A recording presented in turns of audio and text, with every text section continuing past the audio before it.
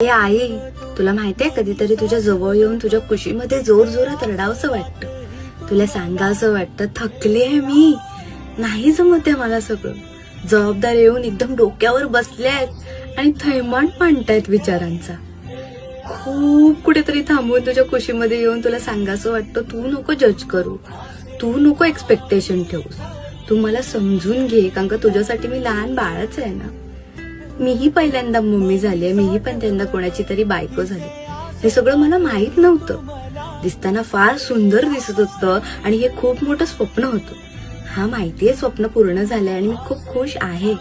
पण मनाच्या कोपऱ्यामध्ये खरंच तुझी आठवण येते आणि सारखं वाटतं तुझ्या खुशीत येऊन परत लहान व्हावं. खरं आता हे सगळं होऊ शकत नाही, पण तुला माहितीये मला इन्स्पायर कोण करतं? तूच. कारण का तूही आम्हाला वाढवून थकली असेल, पण तू कधी ऐकून नाही दाखवलंस. ए आई, तुला माहितीये कधीतरी तुझ्या जवळ येऊन तुझ्या खुशीमध्ये जोर जोरात रडावंसं वाटतं. तुला सांगावंसं वाटतं थकली आहे मी, नाही जमत आहे मला सगळं. जबाबदार येऊन एकदम डोक्यावर बसल्यात आणि थैमान मांडतायत विचारांचा.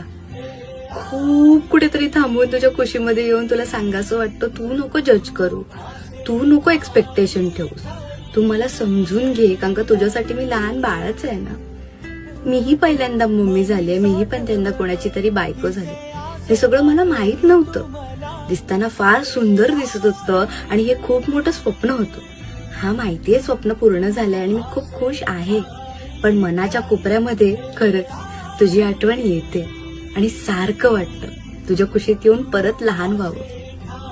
खरं आता हे सगळं होऊ शकत नाही, पण तुला माहितीये मला इन्स्पायर कोण करतं? तूच. कारण का तूही आम्हाला वाढवून थकली असेल, पण तू कधी ऐकून नाही दाखवलंस.